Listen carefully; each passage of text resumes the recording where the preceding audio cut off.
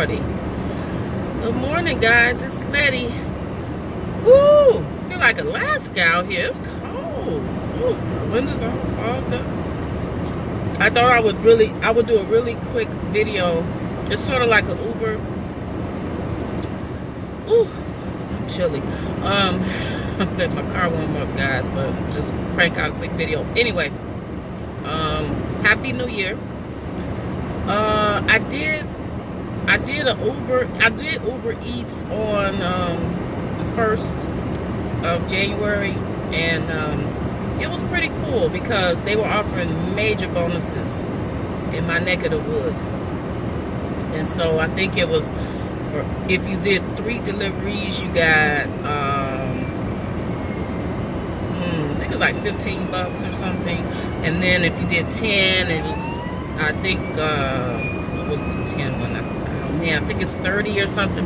But anyway, it was really cool. It had incentives, and I went out and I said, "Oh, let me do this," because I'm on vacation still. So I was like, let me go out there and make a little money, go out and see how it goes and stuff. So it was really kind of cool. I really didn't have any issues at all. All the food was ready right on, right there. The restaurants have definitely stepped up their game. They are not having you wait. You go right in, your food is basically ready. It was 2 or 3 restaurants. I only waited 5 minutes. And I'm okay with that. That's reasonable, and then just keep me posted. Even if I have to wait, I understand things are not perfect. And I'm be honest with you, some of the restaurants, I was right outside the door. So I kind of, I wasn't surprised that the food wasn't ready, because I was like, as soon as I got the ping, I was right outside. So I just happened to be in that area. Some of the restaurants that I know that do a lot of, people order a lot from. So I just try to hang out around those restaurants. So I got some tips. It was a pretty good Uber day, until I got to the last one. Now this was really, really weird. Now guys, if anybody can shed any light on this, be my guest, because I get to, I get the ping, and I go to the restaurant. I ask for the customer, I ask for the food, and the guy says, "Oh, you're the 7th person that came to pick this food up." I really didn't know what to say to that. I was like, "Well, sir, at any point, was anybody gonna let Uber know this? I don't understand how an order can keep coming up." My theory is that they just didn't want to deal with it, and they'd just rather the driver have to deal with it, which I felt was kind of goofy.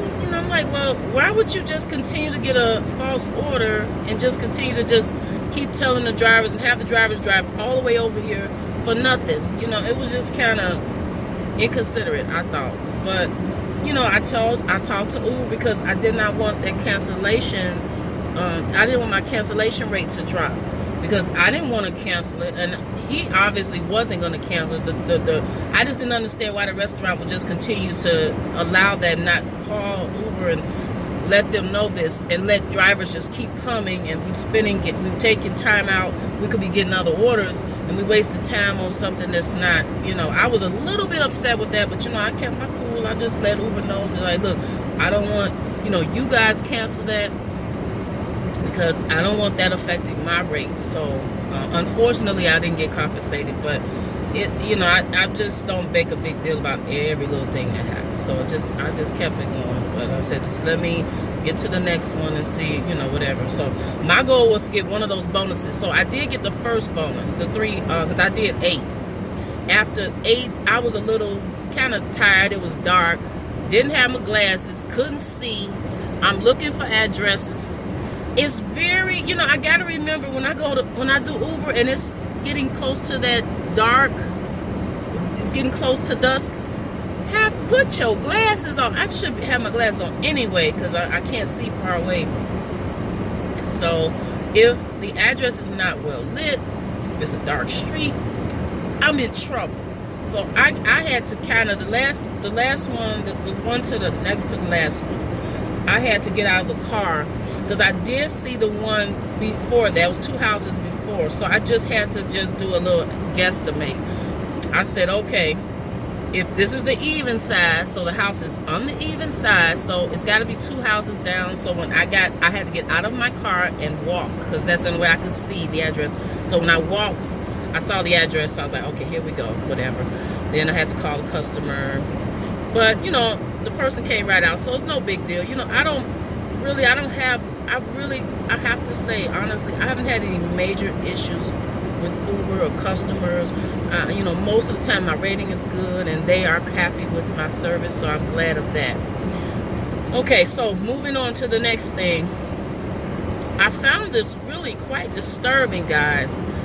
There are Uber drivers out here that are they're using the whatever the countdown thing is. Now, if you're not familiar with that, I'm not familiar with it either, because most of my customers, they immediately come and get their food, and you know, there's not a wait time. So basically, I think it's a timer that once you arrive to the customer's address, to my understanding, now correct me if I'm wrong, guys, there's a timer that times how long it takes you to actually put the food in the customer's hands.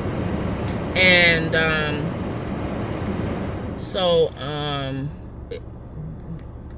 some Uber drivers are bragging on some type of media site that they are deliberately they're not going over and beyond to find the customer and to give the food so that they can keep the food and eat it themselves. I was really disturbed with that, because one rotten apple spoils the bunch, what I always say. And whenever Uber drivers do stupid stuff like that, it makes it bad for the other ones that are really, we're trying to be as professional as we can. I don't care what, like I said before in previous videos, I don't care what job you have. You should have a level of professionalism just for yourself, pride. I've had more prestigious jobs, and I've worked on assembly line jobs. I've been there, done that. I've been all over the place. And you should take pride in doing a good job. You should be honest. You should have some integrity. And you know, if there's a problem, I've usually always stepped up to the plate and say, you know what, I did wrong on that, and I admit my fault, because I'm a woman, I'm a grown person, and I don't have to dance around anything. I can admit whatever. So, you know, I just found that very disturbing. First of all, the article that I read was this lady that spent $60 on food. $60 on food. She bought food for her lunch, dinner. I guess she was tired. She came home and she just wanted to order out, which a lot of us do, you know. And she ordered $60 worth of food and never got it. And she claims that no one tried to contact her. She just didn't hear anything else. It was like she ordered this food and nothing. She never arrived. No doorbell. No nothing. And I was hurt for her. I'm glad eventually she got a refund, because initially they were not going to give her a refund. They were like, oh, well, they said they couldn't find you, and then that was it. She had to go to the news to get a response from the people at Uber. And it's a tricky thing, because on the one hand, you know, I try to look at things fair. I don't think that there's ever been a time when I have not been able to get in touch with a customer. Now, there have been challenges.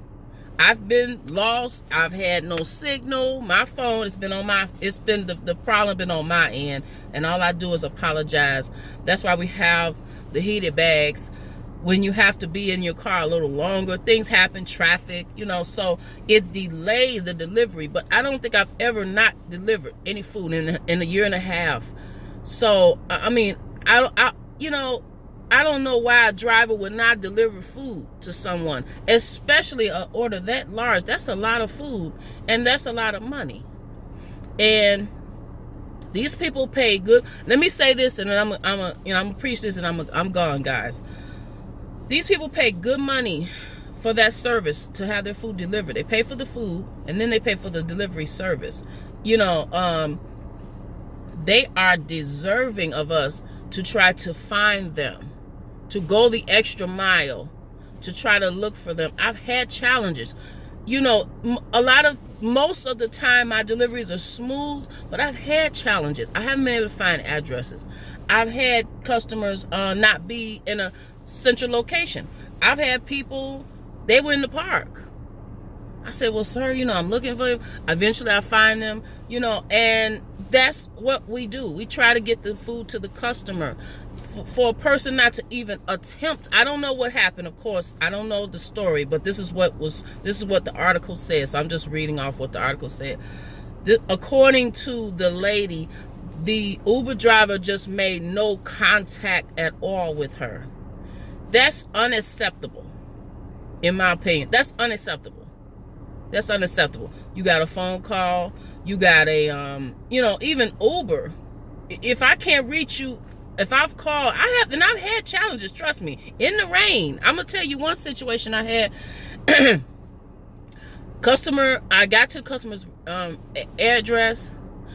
It was raining, cats and dogs. Okay, that makes it extra challenging, right? I was downtown. I was in an area that I could park there, but only for a little while. So I only had so much time. Then I had a rude doorman. I mean, this was really a challenge, really challenge. I was calling the customer. At first, I went to the doorman and I said, well, sir, I have an Uber order for such and such, this person. And they acted like they didn't know nothing about it. So I was like, okay. He wouldn't let me, you know, of course, you know, it's security. I understand. I don't want to go up, you know, if it's you know, that's your policy. But I was calling the customer and no answer. I don't know if the customer was in the bathroom, had fell asleep. We all fall asleep, nod off sometime. But it took a while for me to deliver that food. It really was a challenge. The doorman was not helping me at all. I had the full name and no help. Was really just trying to be extra rude. You know, you have those challenges. Eventually, the customer answered and just apologized and said, you know what, I fell asleep, I'm sorry, such. So, you know, it turned out, but, you know, you have those challenges. I'm prepared for those challenges. But to just deliberately not deliver food, because I know these Uber drivers are doing this because they're bragging about it on social media, and that's even more despicable. It's bad to not deliver food to somebody that they've ordered and they're waiting for you. They're waiting for their food. You don't know if these people are diabetic. You don't know. You know, they could really have to, you know, eat. You know, immediately, and you know, for whatever reason they choose to order something. But it, you know, I mean. You know, that's you know, we're not caught up with that, but it's just a thing where I try to do things as promptly as possible. And for someone to brag about not like, I'm gonna wind the clock down, you know, that's despicable to me. And you know, they're not even deserving to be an Uber employee. If you're abusing the system like that's despicable. And you know, it's really disturbing, some of the things I've read about Uber Eats drivers. It makes it very bad for the ones out here, such as myself, that are trying to do a good job and go over and beyond. People have paid good money for their food to be delivered, guys. So keep that in mind.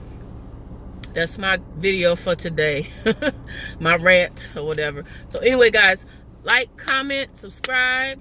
Let me know what you think about it. If you read the article, I didn't link it in the description, but it is, oh man, I don't even remember the site I read it on. But anyway, a lady ordered $60 worth of Uber Eats and it's not delivered or something. It's $60. I remember the amount was $60 worth of food, which is a lot of food. That's a lot of food. I've catered parties for $60, you know, worth of food. So this was just, you know, for the family. I'm like, ooh, that's a lot of money for one meal. So anyway, guys, Happy New Year. Like, comment, subscribe. And that's my video for today. Have a good day. Bye-bye.